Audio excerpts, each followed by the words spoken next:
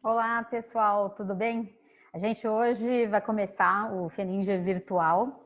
A gente vai fazer 4 dias, né, de palestras. São 5 dias ao todo de atividades, mas aqui nessa parte, né, que foi curadoria da Tendere, a gente tem 4 dias de trabalhos intensivos. A gente começa nesse segundo dia da FENINJA, dia 25 de agosto, terça-feira, com a Lucília Campilha. Ela é arquiteta e retail designer, que tem uma experiência em varejo de luxo e de moda bem proeminente, mais de 20 anos no mercado, e ela vai falar sobre um tema ultra necessário nesse momento, que é a digitalização do mundo, a experiência e a jornada on e offline do shopper. Com vocês, Lucília Campilha. Bom, então vamos começar falando um pouquinho desse momento que a gente está vivendo agora, né? É um momento muito difícil, né? Uma pandemia, ninguém esperava o que não sabia o que vinha pela frente, né? E estamos vivendo, passando por isso e pensando bastante que espaços e que oportunidades vão surgir a partir de um novo comportamento de consumo, né? Na verdade, essa é a pergunta que mais nos temos feito aí na área de varejo, e de fato muitas coisas vão acontecer, né? Nós estamos vendo, tivemos a situação das lojas todas fechadas, as lojas parcialmente fechadas, o avanço muito grande do digital. Então, na verdade, a pandemia ela vai acelerar muitos comportamentos e muitas tendências que vinham acontecendo em termos de consumo, né? E o que representa vestir uma joia, né? Como é que ela se conecta com esse consumidor de hoje, né? Na verdade, a joia ela é muito mais do que somente um acessório, né? Ela fala muito sobre esse consumidor, o que esse consumidor quer passar, como é que é a atitude dele, o que ele gosta, enfim. E nós vamos ver um pouquinho aí algumas questões aí sobre esse consumidor, mas na verdade se fazer essa pergunta, né, de que por que o consumidor usa uma joia é um primeiro passo para entender do negócio, entender como eu vou criar todo esse ambiente e essa atmosfera para que essa venda aconteça. Falando um pouco de tendências, né, de varejo, e pegando aqui uma análise que a McKinsey fez baseada em dados da Euromonitor, da Mintel, isso aí num período de 2013 a 2020, o setor de joias comparando o setor de joias com o setor de vestuário, né? A gente vê que teve um aumento bastante significativo de monomarcas em detrimento a multimarcas nessa área de joalheria. E certamente isso muito acelerado pela pandemia. O online também teve uma aceleração bastante grande na área de joias e, em geral, de moda, né?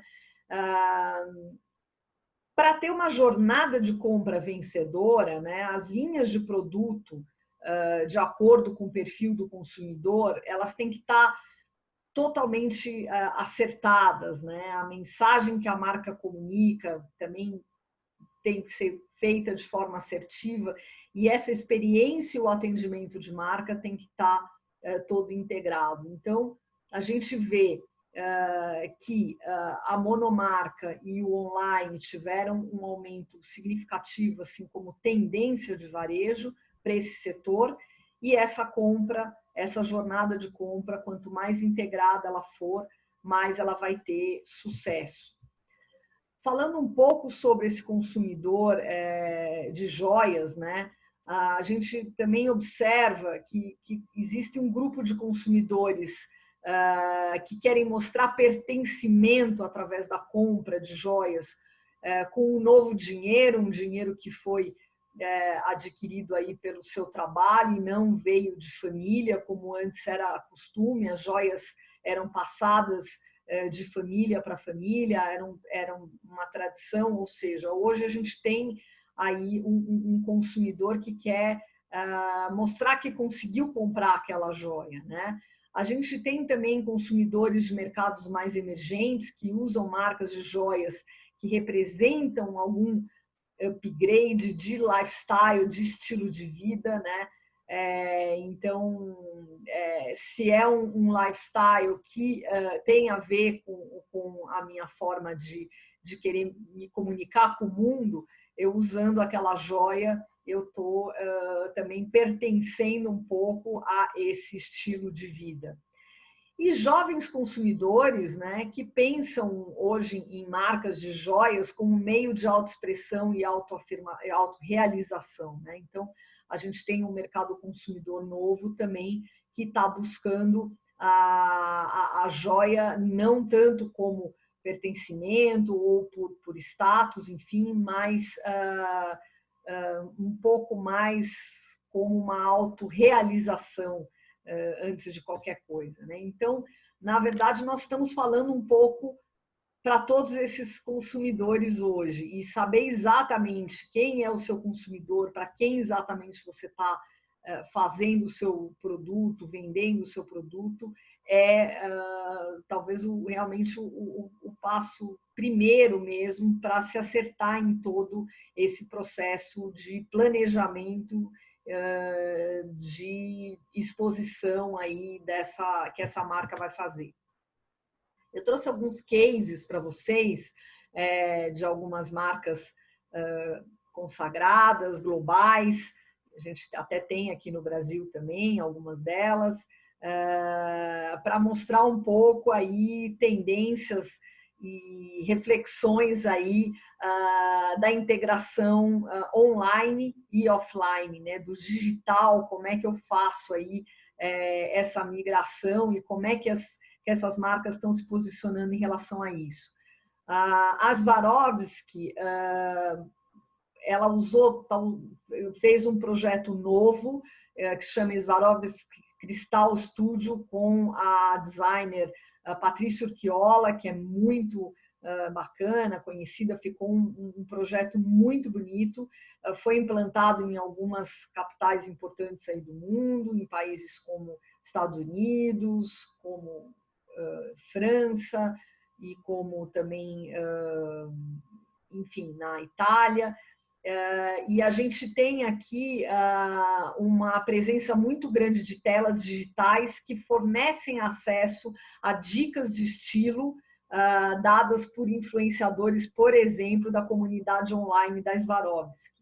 Então, isso é muito interessante, porque você tem não só uma curadoria de como é que essas peças foram pensadas, estruturadas, mas também todas essas dicas de estilo no ponto de venda. Então, existe um intercâmbio muito grande, né, do online e do offline, dessa comunidade online que está tão presente aí na vida da marca.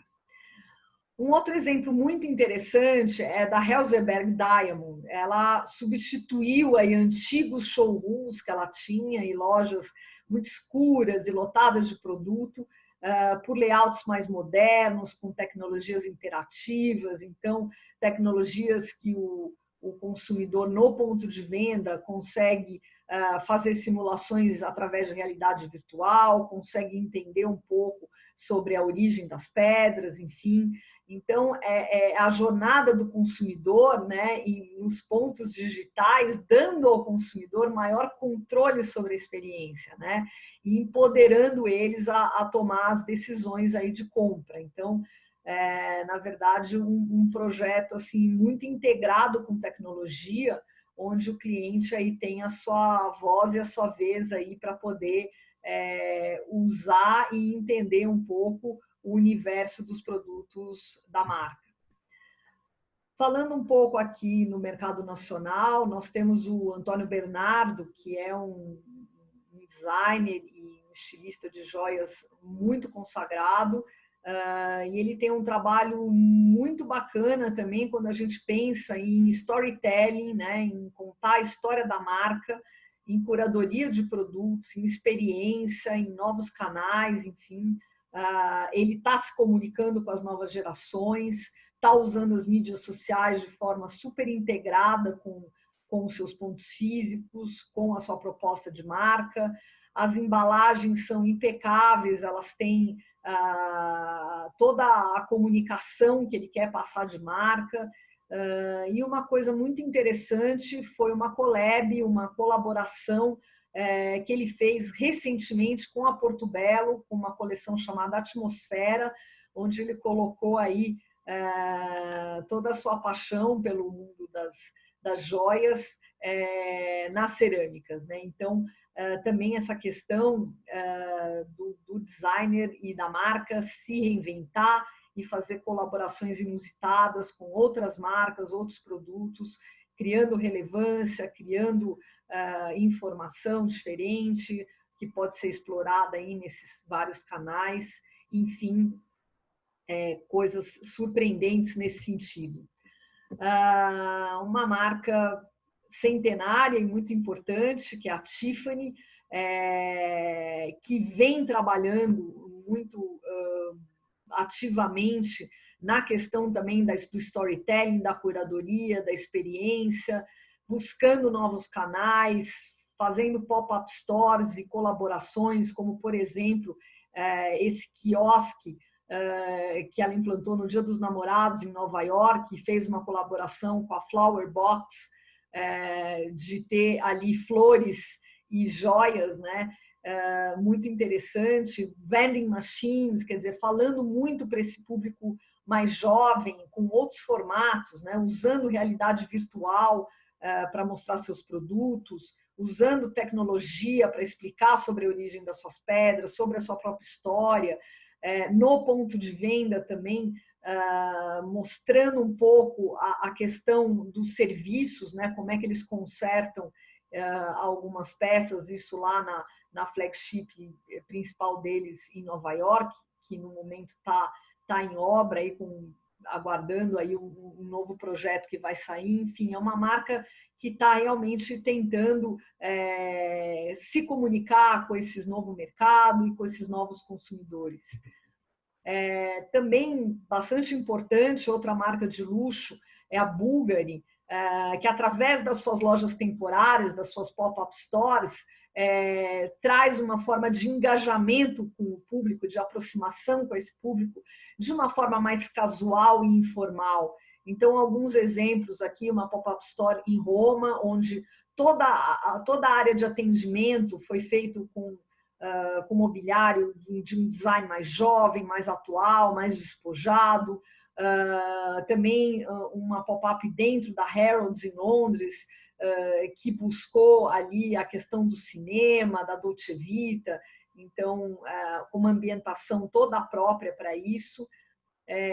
E também uma pop-up que foi feita em Singapura, onde eles usaram a questão da bilheteria do cinema, enfim, criaram toda uma ambientação como se você estivesse entrando para assistir um filme e o ator principal seriam os produtos da Bulgari. Então, ela se renovando através de canais diferentes e através de mensagens mais jovens para outros públicos que não o seu público tradicional.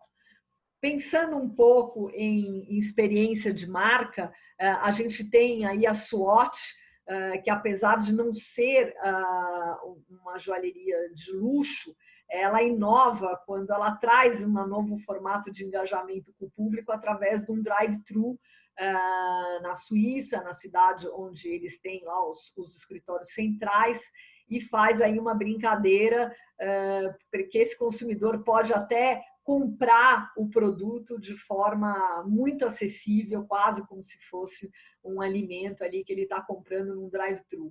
Então, você tem ali todo um menu de opções, você pode entrar nesse local para tirar dúvidas com o atendente, mas você pode também tentar resolver toda a sua vida só através do drive-thru, é um produto mais acessível, né?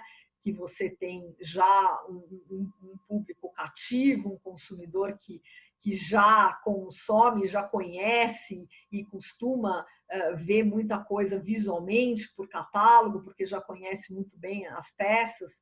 Então, é uma forma inusitada e interessante de um novo canal.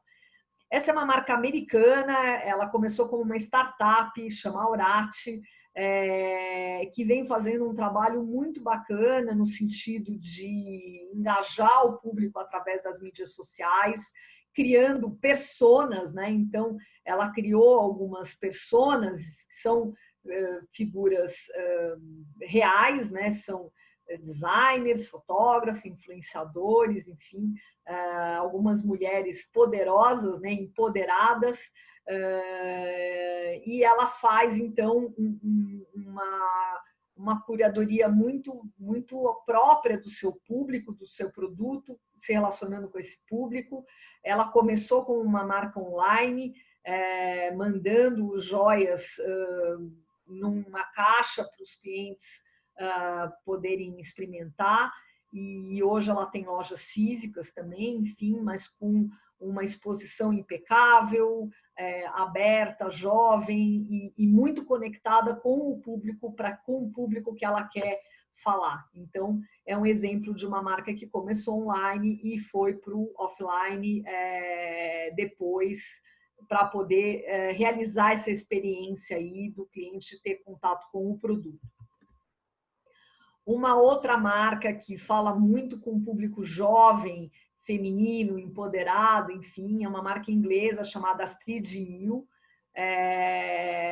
que está presente em alguns pontos de venda de lojas de departamento, enfim, em alguns outros pontos autônomos, enfim, e ela trabalha muito bem os materiais, trabalha muito bem as cores, trabalha muito bem essa ambientação para esse público, e ela oferece serviços que complementam a venda das joias. Então, ela oferece serviços de tatuagem, de piercing e de welding, que é você pegar, por exemplo, aquelas pequenas correntinhas e braceletes e fundir no braço do cliente, por exemplo, ou na perna, né? Então, fundir deixando sem o fecho, né? Sem ter o fecho.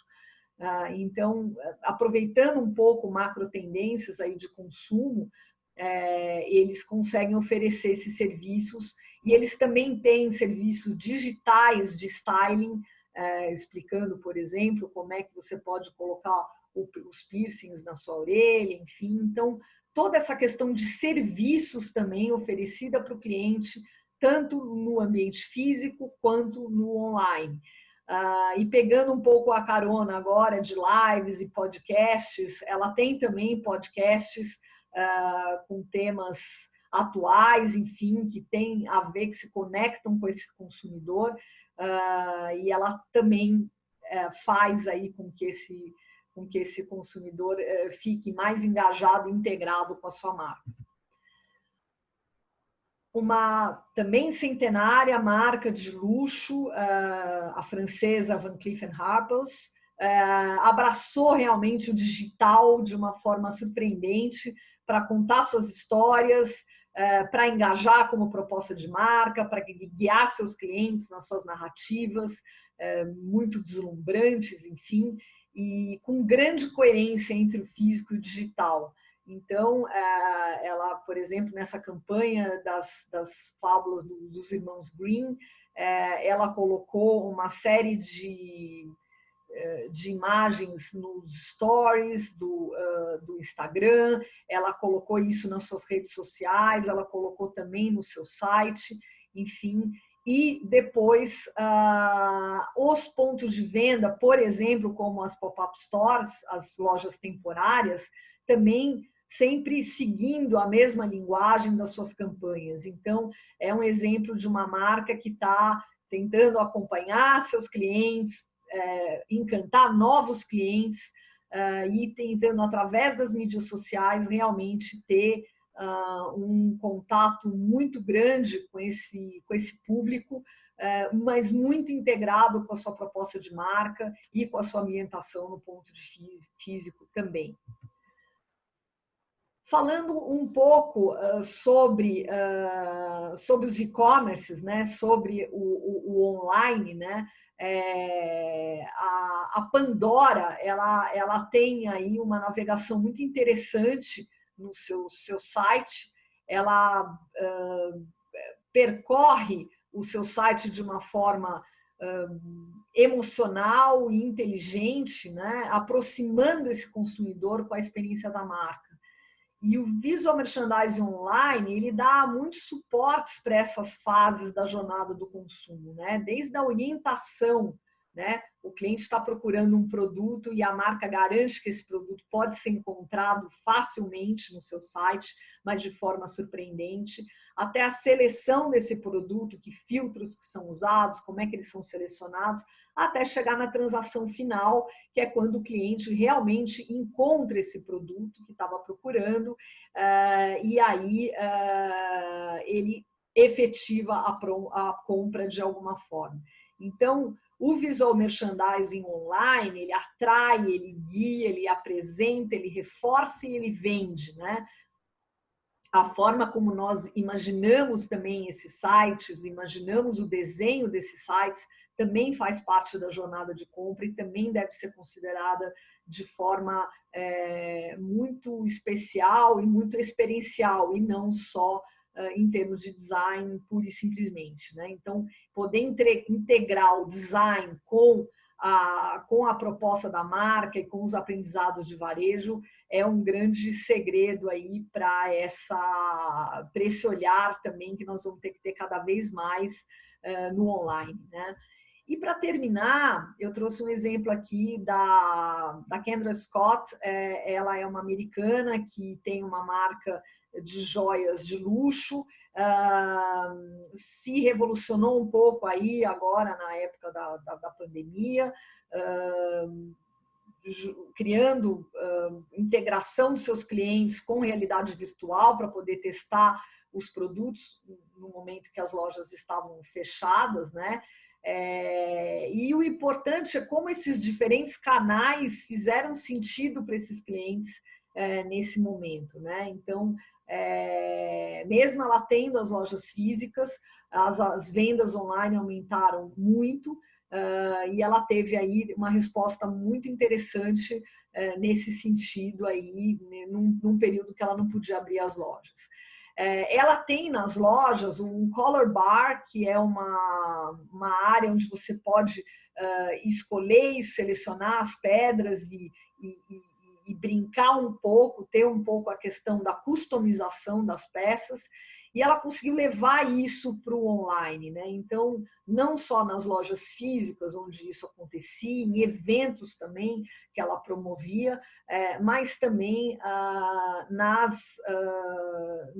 no virtual, você também poder escolher por categoria, escolher por tipo de produto e começar a fazer a sua própria peça e ver como é que ela fica, né? Então, escolhendo o resultado final. Então, é um super exemplo assim também de como juntar um pouco as duas áreas e você ter isso tanto numa experiência física como também numa experiência online. Agora, de fato, ela fez muitas lives, né? A live é a forma como nós descobrimos e começamos a nos relacionar com o público, principalmente na época de quarentenas mais restritas, onde nós não podíamos sair.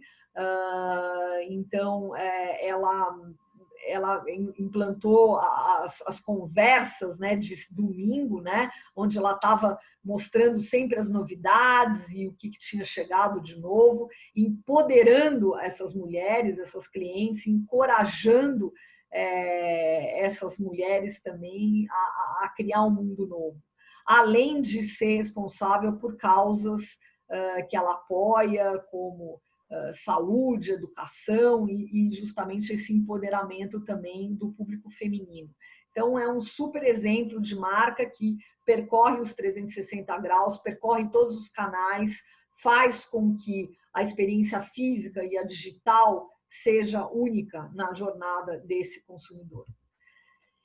E é isso, os principais pontos, então, que a gente falou e que a gente tem que pensar daqui para frente é que as marcas que desenvolvem bem essa estratégia física e digital, elas vão ter maior chance de sucesso nessa jornada com o consumidor. Então, estratégias conjuntas, estratégias, como a gente falou, bem em sintonia, né? A loja física, ela não vai morrer, como muita gente pensa, que muitas lojas podem fechar, podem mudar de tamanho, de formato, como nós vimos, tem vários formatos que a gente pode pensar, né, além de um formato só único de loja física. Mas o mais importante é que ela tende sim a ser um showroom, né, de experiências, de troca, de curadoria, de educação, né? Ela não pode ser um espaço também cheio de produtos, onde eu não encontro o que eu quero, o que eu vou buscar. Ela tem que ser realmente um local muito agradável, de um local de experiências, né? E de explicação, de contato humano, né? Quem vai até uma loja quer ter essa troca, né? E esse contato humano. Então, essa loja física ela tem que ser muito bem estruturada, pensada e exposta, né? Quer seja uma monomarca, quer seja uma multimarca, que até tem muitos produtos para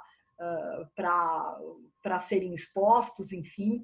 Então, ela tem esse papel. E o digital, ele entra não só no e-commerce, mas também auxiliando como uma plataforma de serviços e entretenimento, né? Então, o digital fazendo a parte também de vendas, mas também auxiliando aí como essa parte de serviços, de poder explicar sobre os produtos, você poder gravar coisas com antecedência, usar a sua equipe de venda de outra forma, ter essa equipe de vendas mais próxima do consumidor, onde quer que ele esteja, de qualquer forma, né? Esse também um grande potencial do digital, né? E finalmente conhecer o seu consumidor, né? Isso é essencial, né? Para se projetar uma experiência de marca integrada, física e online, né? Ela tem que ser, você tem que conhecer muito bem para quem você está falando, né? Quem é esse consumidor, o que ele gosta, o que ele representa, quais são os seus anseios. Eu estou me comunicando realmente com ele, eu estou fazendo um produto que agrada, enfim. Então, pensar em toda essa jornada de forma integrada para se ter sucesso. Então, é isso que eu queria compartilhar aí com vocês hoje. Espero que vocês tenham gostado e que as suas marcas, quer seja de forma digital, física ou integrada, elas possam seguir aí um pouco esses conceitos e ter aí sucesso nas vendas no final. Muito obrigada, Lucila, porque eu tenho vontade de conversar e ficar falando horas com você. E, infelizmente, a gente não vai ter todo esse tempo, mas vou tentar trazer algumas coisas. Oi? Então, alguns exemplos, é só para dar o gostinho e abrir um pouco a cabeça do pessoal que é possível você ter essa integração de canais, né? Sim, sim. Eu acho que algumas coisas assim que eu queria destacar, que eu achei muito bom, assim, que você colocou, primeiro a gente tem que não só se conectar, mas se bobear, se reconectar com os clientes, né? A Covid meio que forçou todo mundo a mudar muitas coisas no seu estilo de vida, no seu cotidiano. Então, tudo isso também precisa ser, né, retrabalhado por todas as marcas de todas as frentes. Joia não vai ser exceção, né? O setor de joias não vai ser exceção nisso. Então, uma das coisas, assim, eu vou fazer umas 2 ou 3 perguntinhas para a gente tentar estimular um pouco mais, assim, aprofundar um pouco mais em alguns pontos que eu acho que podem ser bem bacanas para o pessoal que está assistindo, né? Então, o primeiro, você falou bastante dessa questão da experiência / educação dos clientes, né? Isso tem muito a ver com geração Y e com geração Z, que gostam, né, dessa questão de aprender a respeito. Tem a ver com o universo de um consumo mais consciente dos clientes e que não é só uma questão de consciência ambiental, é uma questão de consciência global, inclusive consciência do dinheiro dele, né? O que ele está investindo comprando essa peça, né? Então, ela está vindo da onde, qual é o tipo de coisa que eu estou adquirindo, né? Então, tudo isso. E eu queria que você falasse um pouco sobre esse desafio justamente para empresas que são multimarcas, porque aí quando a gente pensa numa joalheria, né, a grande maioria no Brasil ainda é multimarcas. Então, como que a gente pode pensar esse desafio, né, para essa situação em específico, né, de reconexão com o cliente, de, né, pensar como que mudou, porque a gente tem essa, principalmente quando é um varejo de uma cidade, por exemplo, né? Tem muito essa impressão de eu conheço profundamente todo mundo, eu conheço há anos, né? Só que essa pessoa mudou, porque ela está mais de 100 dias confinada, então ela mudou inevitavelmente. Então, falar um pouco sobre esse processo de educação no sentido de ensinar a respeito, de tornar mais transparente o relacionamento, de estar aberto para conhecer o cliente e o cliente te conhecer, né, de uma outra perspectiva, e emendar nisso essa questão da monomarca que você falou, que é uma tendência forte. E se as empresas que são multimarcas, se elas podem começar a pensar nisso, se isso é uma coisa a médio prazo bacana para elas pensarem, por exemplo, né, em ter uma linha com marca própria, por exemplo. Sim. Bom, sem dúvida, Paty. Na verdade, assim, a curadoria e a educação, acho que são futuros para qualquer setor, não é só para o mundo das joias, né? Eu acredito que mais do que nunca a gente vai prestar muita atenção nisso. E a gente tem visto aí na pandemia realmente coisas incríveis, forças de venda que se desenvolveram muito rápido por necessidade, em vários canais, em WhatsApp, nos próprios e-commerces, enfim. Então, tirando um pouco a questão do robô até, né, dos chatbots, e trazendo um pouco essa humanização, até porque no começo as equipes de venda estavam paradas, né? Elas não podiam fazer nada porque as lojas estavam fechadas. Então, a gente viu muita coisa interessante nesse sentido. Isso acredito que vem para ficar. O varejista que entender que a sua força de venda tem que ser muito bem trabalhada, e que ele pode trazer essa informação de diversas formas. Eu dei alguns exemplos aqui mais ligados ao digital, mas não é necessário você necessariamente ter telas e integrações. Isso às vezes custa um pouco caro, né? Você pode ter isso através de uma comunicação visual bacana, de alguma coisa no ponto de venda que te traga um pouco essa informação. E você pode fazer escolhas, né? Na verdade, quem é multimarca, quem tem muitas peças, eu acho que o que nós vamos ver daqui para frente também são escolhas talvez mais acertadas, né? Uhum. Eu preciso justamente ter tudo no meu ponto de venda? Talvez não, quando é o ponto de venda físico. Eu posso selecionar por categoria, eu posso ter ali, explorar aquela categoria numa determinada época ou através das tendências e brincando um pouco com as tendências, por isso que também entender não só as tendências de moda, mas de comportamento também são importantes, porque você vai vendo para onde que a coisa vai, né, Paty? Exatamente. Mas eu vejo assim de forma mais prática, não é possível você querer mostrar tudo. Se você tenta mostrar tudo, você não mostra nada, né? Claro que às vezes você tem que promover uma marca ou outra de acordo aí com a tua estratégia comercial, mas se você explorar isso comercialmente dentro de um universo um pouco mais reduzido, né? Tentar mostrar o benefício do produto e não só das marcas que você está representando, pode ser um caminho. E você ir usando o digital como desafogar um pouco até o teu espaço físico, o teu estoque, etc. Né? Então você vai escolher o que é melhor e não mostrar tudo. Sim. E você acha que a médio prazo eles começarem a pensar em ter marcas próprias, por exemplo, é algo ou tem espaço ainda para multimarcas no futuro? É uma tendência, mas isso não quer dizer que seja o mercado inteiro fazendo dessa mesma maneira. Sim, a gente deu exemplos mais monomarca, mas sim, Uhum, existe muito espaço para multimarca ainda, mas pensar em alguma coisa mais exclusiva, né? uhum, Talvez é interessante porque essas novas gerações de consumo, justamente como você falou, vão ser muito mais exigentes, vão querer uma coisa muito mais customizada e podem encontrar numa multimarca talvez uma dificuldade de achar esse espaço, né? Então, pode ser interessante sim ter um desenvolvimento próprio ou, como eu falei, não fazer uma organização de produtos, uma exposição de produtos, quer seja no seu e-commerce, quer seja no seu ponto físico, muito mais por lifestyle, por tema, do que propriamente colocando uma marca ou outra e você não consegue colocar todas. Então, você não tem a sim. sua monomarca, você não quer investir nisso, porque não é o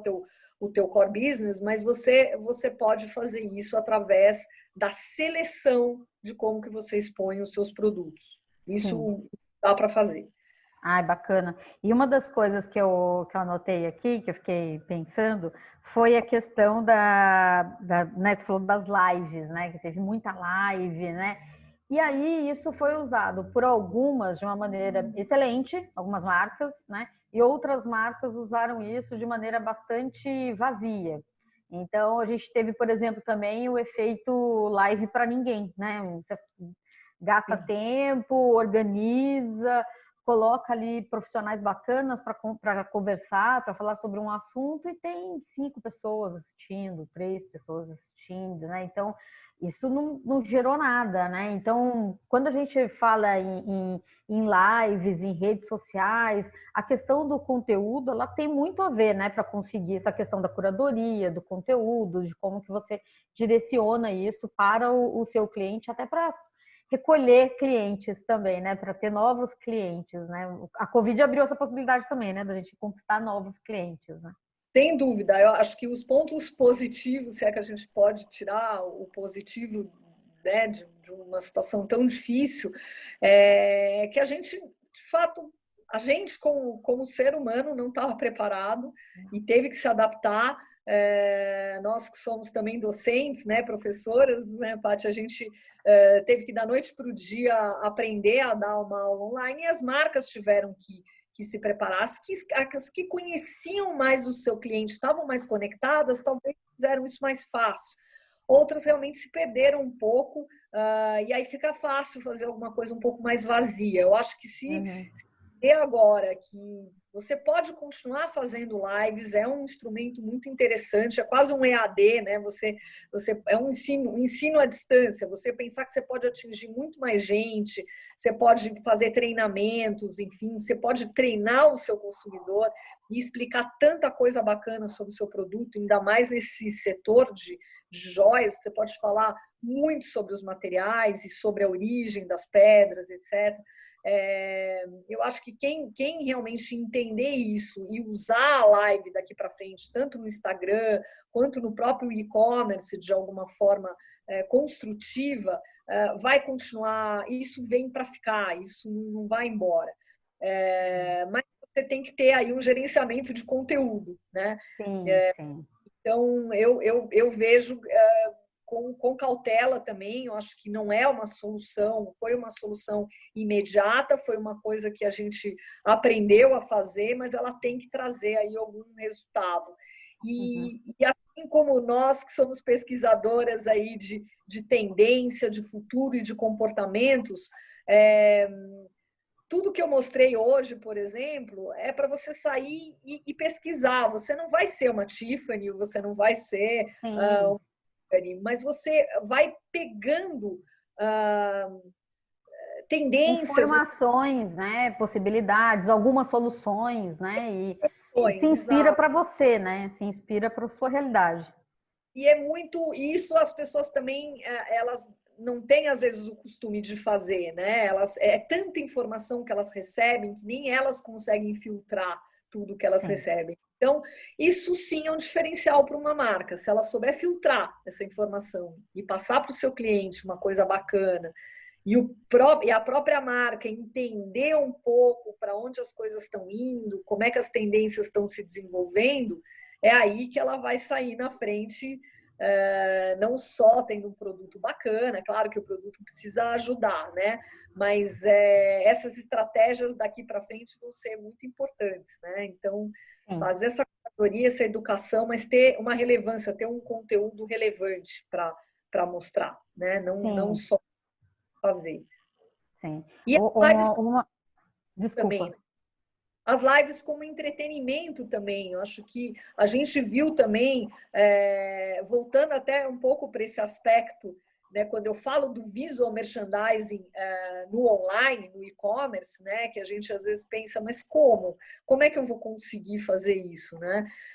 Se você imaginar que nada substitui o físico, nada substitui o contato, nada substitui você estar com outras pessoas, isso é fato. Mas que elementos você pode trazer sensoriais para essa experiência no e-commerce, né? E a música ou eventualmente uma explicação bacana, uma coisa integrada, enfim, os vídeos que a gente viu bacanas também, são percepções sensoriais que você pode trazer para o ambiente virtual e digital. Então, se as marcas entenderem isso e conseguirem explorar isso de forma bacana também, tem aí um campo super rico no futuro aí para os sites ficarem mais divertidos e mais navegáveis e tudo de bom, né? Sim.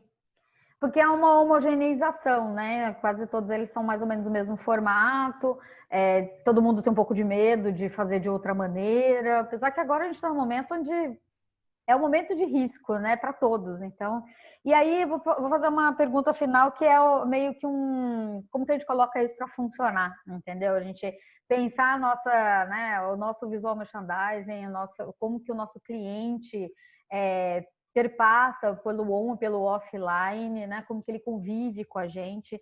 E aí você levantou uma questão que eu acho muito boa, assim, que muitos dos meus clientes, inclusive, eu sempre falo assim, olha, vocês têm que levantar os pontos de contato. Então, assim, não tem nem isso listado ainda, né, na própria empresa, né? Então, você fala assim, olha, vamos listar quais são os pontos de contato, né, mesmo, né? Então, colocar lá, assim, tipo, desde do site até embalagem, desde a loja, vitrine, né? As redes sociais, em quais você está, como você está, né? Então, fazer esse mapa é o primeiro passo, né? Para você conseguir perceber e até perceber se você precisa ter esse mapa inteiro, né? Se não tem pedaços ali que podem ser desprezados no momento, porque o seu cliente às vezes está em outros lugares e você ainda não alcançou esse lugar, porque você ainda está preso, né? Então, pensar assim, preciso de vou dar um exemplo, né? Você tem um cliente bem jovem, você gosta de trabalhar com isso, e você ainda está lá no Facebook, sendo que esse cara está no TikTok, né? Então, você saber como utilizar. Para saber utilizar, você precisa fazer um mapa primeiro, né? Tanto do seu cliente, quanto daquilo que você já tem, não é? As duas coisas você precisa, né, confrontar, você não acha? Exatamente. Eu acho que você precisa escolher suas batalhas, na verdade, né? O visual merchandising, ele tá em todos os pontos de contato, mas muitas vezes você não consegue ter tudo, né? Agora, saiba que o cliente está vendo tudo. Ele está vendo o laço que você coloca, ele está vendo a embalagem que você compra. Então, você tem um produto lindo, incrível, tal, mas aí na hora de fazer um pacote não está falando com a marca, ou você vai entregar algum produto. Claro que esse é um comércio que não tem tanto essa entrega, talvez mais como um delivery, mas por que não, né? Vocês viram as startups aí fora, a garotada hoje está pensando realmente em muita coisa mais disruptiva.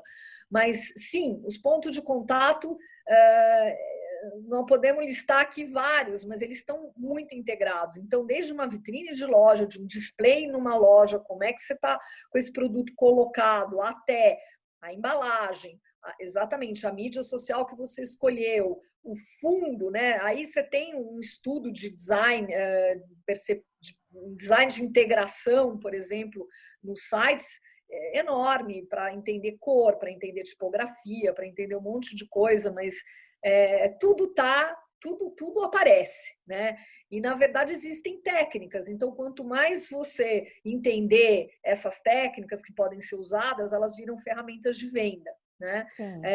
Não precisa fazer tudo ao mesmo tempo, você não precisa investir dinheiro ao mesmo tempo, mas vai ter uma embalagem que seja a que você pode ter naquele momento, mas ela tem que falar com a tua marca, ela não pode sair. Você tem que realmente, o mapa é um bom exemplo, Paty, porque você tem que ter tudo amarradinho, você não pode deixar nenhum fio solto, né? Ele tem que estar todo amarradinho. E isso dá trabalho, né? Hoje você tem, às vezes, marcas pequenas, onde a pessoa é marketing, é visual merchandising, é comercial, é operacional, muitas vezes até contrata escritórios externos, né, da parte digital para ajudar um pouco. Conta? É isso mesmo, tem que estar assim, tem que ter um mapa. O varejista, ele tem que realmente fazer esse papel e tem que estar, e de novo, no que eu já falei, ele tem que estar muito conectado com as macro tendências, não é tendência só de moda, para onde as coisas estão caminhando, estudar, ver, observar, viajar quando se podia viajar, mas a gente vai voltar a viajar, enfim, viajar nem que seja pela internet, pelos meios que a gente pode ter, mas ter esse planejamento é muito importante para você poder otimizar os seus investimentos e ter aí um retorno muito grande. E o visual merchandising é ferramenta de venda, é muito importante nesse processo. E ele está em todos esses pontos de contato, quer seja na comunicação, quer seja na exposição de produto, ele está permeando um pouco tudo. Sim. O produto, por melhor que ele seja, ele não se vende sozinho, né? Isso é fato. Então, uma das ferramentas mais poderosas, ainda mais para a joalheria, né? É justamente onde boa parte dos produtos são pequenos, né? Então, você valorizar, você colocar, você explicar, você justificar e você dizer simbolicamente o que ele representa é muito importante, né? E como você falou, tem uma nova geração, né? Que não está mais ligada à tradição só, né? Não. E nesse momento, até pandemia, Paty, o que a pandemia também está nos trazendo, que é um momento ainda, por um certo tempo, de toque material, né? De não poder tocar, né? E não poder fazer a experimentação, que para o mundo da joalheria é muito importante. Vocês viram lá, a realidade virtual, você tentar conquistar esse cliente de alguma outra forma, né? Ou você ter uma exposição perfeita que fala a tua melhor peça, o que você imaginou, ela é o carro-chefe daquela tua coleção, ela colocada num display de forma sensacional, ou então você usando esses artifícios digitais aí para estar contando essa história.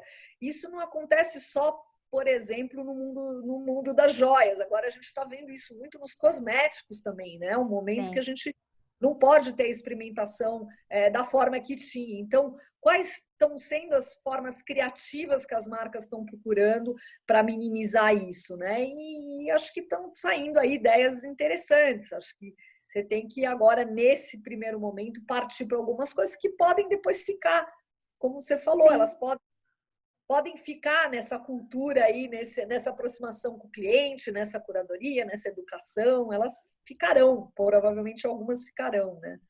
Sim. Acho que a reconexão com o cliente é o que é mais forte, assim, né? Para você escolher as melhores soluções para ele, você precisa conhecê-lo, né?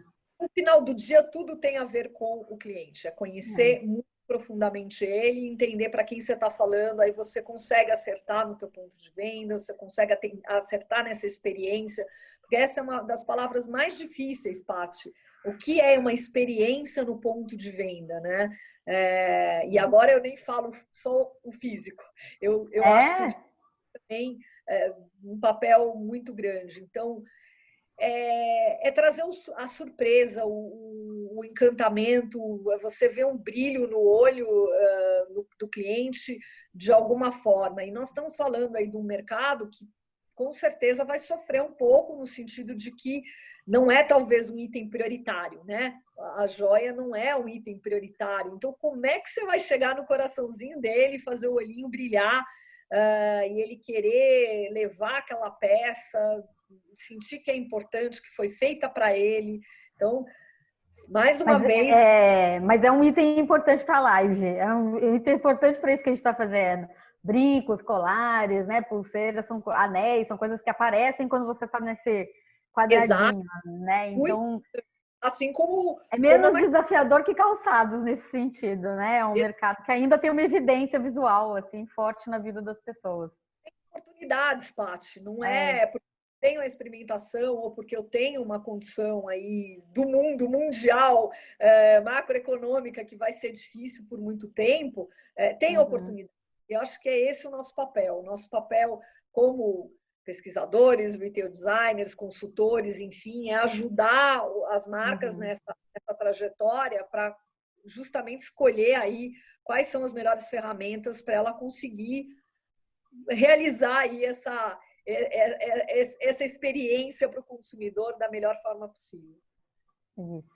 Bacana, Lucila. Muito obrigada. Foi muito bacana esse bate-papo, essa sua palestra foi super elucidativa, com cases muito quentes, muito bons, assim, que junta bastante essa questão do on e do offline, como que o cliente vai transitando por esses exemplos. Então, muito obrigada mesmo, né, por essa participação. Obrigada a você, obrigada também a todos que estão assistindo e eu espero que vocês tenham aí sucesso no planejamento aí das suas marcas e contem aí com esses artifícios como ferramentas de venda mesmo e de suporte aí nessa jornada, nessa trajetória. Sim, sem dúvida. Até mais. Pessoal, até a próxima. Pessoal, só para deixar claro para vocês, a gente tem um paper que a Lucila preparou, né, que tem todos os itens básicos do que a gente acabou de conversar aqui, do que ela colocou aqui para vocês. Então, na dúvida, é um material bacana para lembrar e pensar o seu negócio a partir desses pontos que ela está colocando.